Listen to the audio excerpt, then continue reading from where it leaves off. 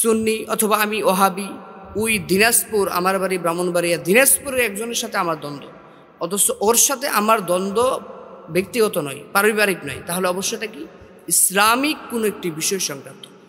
দেখেন ইসলামের যে দ্বন্দ্বগুলো হয় ইসলামকে নিয়ে, সেটা হলো মাসআলাগত অথবা আকীদাগত। দেখেন আকীদা বলেন, মাসআলা বলেন, এই সবগুলা হলো আল্লাহ তাআলাকে সন্তুষ্টি করার লক্ষ্যে। তার মানে কেউ যদি আল্লাহ তাআলাকে সন্তুষ্টি করতে চায়, তাহলে তার নিয়ত এটা হবে যে ইসলাম আমাকে যতটুকু বলেছেন ততটুকু আমি গ্রহণ করব, ইসলাম আমাকে যা নিষেধ করেছেন তা আমি নিষেধ করব। এখন লা ইলাহা ইল্লাল্লাহ এই কালিমাটি ইসলাম আমাকে দিয়েছে। ইসলাম যদি আমাকে এই কালিমাটি না দিয়ে অন্য বাক্যে কালিমা দিত, তাহলে আমাকে অবশ্যই সেটা গ্রহণ করতে হতো। তাহলে ইসলাম যেটা আমাকে দিয়েছেন সেটা আমাকে গ্রহণ করতেই হবে। তাহলে আমাকে দেখতে হবে যে শরীয়ত কি বলে, ইসলাম কি বলে। এই চিন্তা চেতনার উপরে আমাদের মাইন্ড সেট আপ যদি করতে পারি, তাহলে দেখব যে মাসআলা, দ্বন্দ্ব, শরীয়ত কি বলে, ইসলাম কি বলে। সেক্ষেত্রে যদি ইসলাম বলে এই মাসআলাটি এদিকে হবে, তাহলে আমি যদি আল্লাহ তাআলাকে মহব্বত করে থাকি তাহলে এদিকটাই আমি গ্রহণ করব। আর আমি যদি আল্লাহ তাআলাকে মহব্বত না করে থাকি, তাহলে ইসলাম বলবে একদিকে, মাসআলা তার সঠিকটা বলবে একদিকে, আমি পেস লাগানোর জন্য বলবো আরেকদিকে। দেখুন ইখতিলাফটা কোন জামানার মধ্যে নেই। আল্লাহর নবী সাল্লাল্লাহু আলাইহি সাল্লাম তিনি শরীয়ত নিয়ে আমাদের সম্মুখে আল্লাহ তাআলার পক্ষ থেকে প্রেরিত হয়েছেন।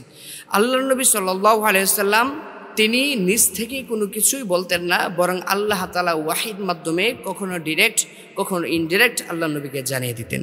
এই জন্য আল্লাহর নবী যতদিন হায়াতে জিন্দগিতে জমিনের মধ্যে ছিলেন, আল্লাহর নবীর জমানার মধ্যে কোনো ইখতিলাফের প্রয়োজন ছিল না। কারণ কোনো বিষয়ে ইখতিলাফ মানে মতানৈক্য। যখন কোনো একটি বিষয়ে মতানৈক্যের প্রয়োজন হতো, সাহাবায়ে কেরাম একে অপরের মতানৈক্য না করে, দ্বন্দ্ব না করে আল্লাহর নবীর কাছে পেশ করতেন। আর আল্লাহর নবী তার রব, আমাদের রব রব্বুনা আল্লাহ তাআলার কাছে চাইতেন। আল্লাহ তাআলা ওয়াহির মাধ্যমে নবীকে উক্ত সমস্যার সমাধান জানিয়ে দিতেন। আল্লাহর নবীর ইন্তেকালের পরে সাহাবায়ে কেরাম, তারপর তাবিঈ, তারপর তাবিঈ, তারপর আইম্মা মুজতাহিদিন, সলফে সালেহিন, উলামায়ে কেরাম, আমাদের মাঝখানে যেহেতু ওয়াহির দ্বারা বন্ধ হয়ে গিয়েছে, তাহলে কোনটি সঠিক এটি বোঝার একমাত্র মাধ্যম হলো ইজতিহাদ, অর্থাৎ কোরআন হাদিস সামনে রেখে উসুল নীতিমালার আলোকে ইজতিহাদের মাধ্যমে আমরা জানব কোনটা সঠিক কোনটা বেঠিক। এক্ষেত্রে আল্লাহ নবী সাল্লাল্লাহু আলাইহি ওয়াসাল্লাম বলেন, কোনো মুস্তাহিদ যখন ইজতিহাদ করে, ইজতিহাদ যদি ভুল হয় তাহলে ইজতিহাদের এটা গুনাহ হবে না। ইজতিহাদের কারণে আল্লাহ তাআলা তাকে একটি নেকি দিয়ে দেবেন। আর যদি ইজতিহাদটি সঠিক হয়ে যায়, গবেষণাটা যদি সঠিক হয়ে যায়, আল্লাহ তাআলা তাকে জাযা ডাবল দিবেন। তাহলে দেখতেছি কি, যদি ধরেন একটি মাসআলা হাত বাঁধা সম্পর্কে, আমিন জোরে নাচতে সম্পর্কে, নবী নূর নামাটি সম্পর্কে, এইগুলোর বিষয়ে ইজতিহাদ, এক্ষেত্রে যদি আমরা আপনার দুইজন, যেমন ইমাম শাফি বলছেন হাত বাঁধতে হবে একভাবে, ইমাম আবু হানিফা বলছেন একভাবে, তাহলে যে কোনো একটা তো সঠিক হবে।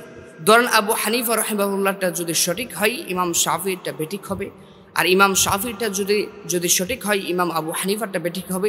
এই ক্ষেত্রে উম্মত কারটা মানবে? বলছে উম্মত যে কোনো একটি তাকলিদ, একটি মাযহাবকে গ্রহণ করবে। যদি একটি মাযহাবের কোনো মাসআলা যদি ইস্তেমবাদ করতে গিয়ে, ইজতিহাদ করতে গিয়ে যদি তার উসুলের নিয়মের আলোকে যদি তার ভুল হয়েও থাকে, আল্লাহ তাআলা সে ভুলটাকে মাফ করে দিয়ে তাকে এই আমলের বিনিময়ে আল্লাহ তাআলা তাকে সওয়াব দেবে। তার মানে কি, আমরা যে ইমামের তাকলিদ করছি, অনুসরণ করছি, ওই ইমাম যদি ভুল করেও থাকেন, আমাদের ভুল হচ্ছে না। আর আপনি যদি মাযহাব গ্রহণ না করে, আপনি যদি নিজে নিজে ইজতিহাদ করেন, তাহলে আপনি ভুল করলে ভুল হবে। কারণ ইমামরা ইজতিহাদ করেছেন উসুলের আলোকে, সর্বোচ্চ প্রাজ্ঞতা, সর্বোচ্চ ইলম, সর্বোচ্চ ইসলামের জ্ঞানের আলোকে তারা ইস্তেমবাদ করেছেন, গবেষণা করেছেন, যা আপনার আমার পক্ষে বর্তমান যুগে কোনোভাবেই সম্ভব নয়। এই জন্য বলতেছেন ইখতিলাফ এটা হবেই। ইমাম আবু হানিফা রাহিমাহুল্লাহ তিনার ছাত্র মোহাম্মদ এবং আবু ইউসুফ রহিমাউল্লাহ তাআলা, হানাফি মাযহাবের একাধিক ইমাম রয়েছেন, ইমাম জুফর রহিমাউল্লাহ তাআলা, আবু জাফর আত-তাহাবি রহিমাহুল্লাহ তাআলা। এইভাবে এই হানাফি মাযহাবের মধ্যে একাধিক ইখতিলাফ রয়েছে। আবার চার মাযহাবের চারোদিকভাবে ইখতিলাফ রয়েছে। কখন দেখা যায় হানাফি মাযহাব একদিকে মত, তিন মাযহাব অন্যদিকে আরেক মত, রাজিহ কৌল হানাফিরটাই। তাহলে বোঝা গেল কি যে ইখতিলাফুল আইম্মা রাহমাতুন, ইখতিলাফুল উলামা রাহমাতুন।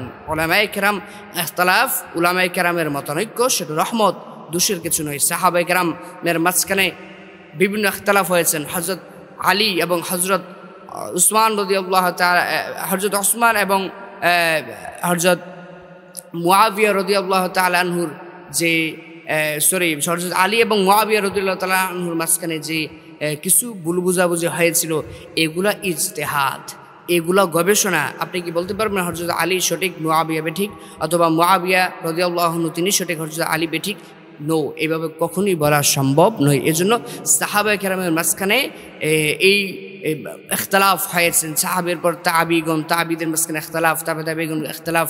কিন্তু এই ইখতিলাফকে কেন্দ্র করে আমাদেরকে দ্বন্দ্ব করা যাবে না। এই ইখতিলাফকে কেন্দ্র করে আমাদের মাঝখানে অনৈক্য সৃষ্টি করা যাবে না। বরং যে মাযহাবকে গ্রহণ করছে সে মাযহাব অনুযায়ী আমল করতে হবে। ওই মাযহাবের ইমাম যদি ভুল করে থাকেন, সে জবাবদিহিতা আল্লাহ তাআলার কাছে থাকবেন, আপনি আমি পার হয়ে যাব।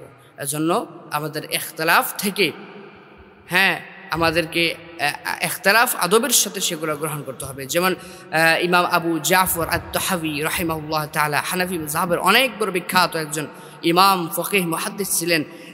যিনি শারহ মাআনিল আসার কিতাবটি লিখেছেন, প্রণয়ন করেছেন, এবং আকিদাতুত তাহাবি যিনি লিখেছেন, তিনি একটি কিতাব লিখেছেন আদাবুল ইখতিলাফ, ইখতিলাফের আদব সম্পর্কে।